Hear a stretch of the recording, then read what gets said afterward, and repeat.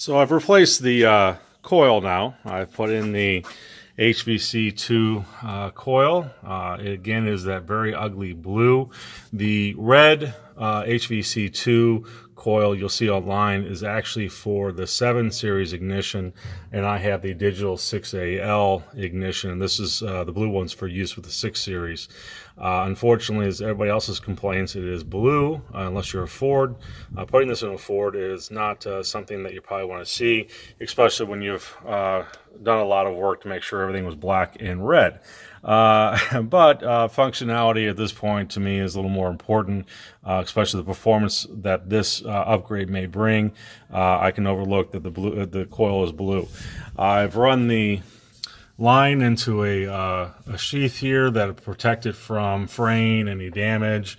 Also makes it look clean. I've done a lot of work in this engine compartment to make sure all the wiring is safe.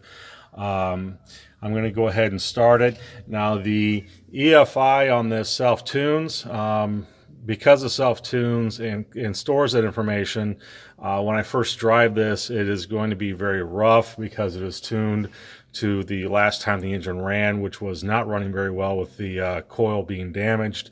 I expect that there will be a correction as I drive it around town. I'm going to have to be very careful so I don't stall at stoplights or for takeoff. As it corrects, I'll get on the highway, bring up the highway speed. I'll alter the speed a little bit. That way the system will tune to the new coil. I don't think that system takes that long to achieve. I'd rather do it that way than reprogram it and dump all of the old data. I'm going to go ahead and start it.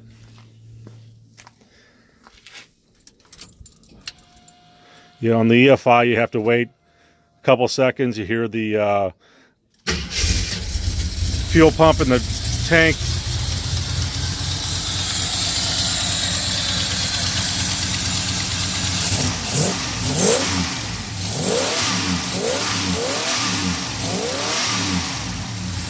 Yeah, the engine's liking that new coil, but the EFI still needs a tune. But again, I think that the problem with the last coil was not necessarily the coil itself, but the something that I had done and not a problem with the MSD coil. But that's my video. Thank you.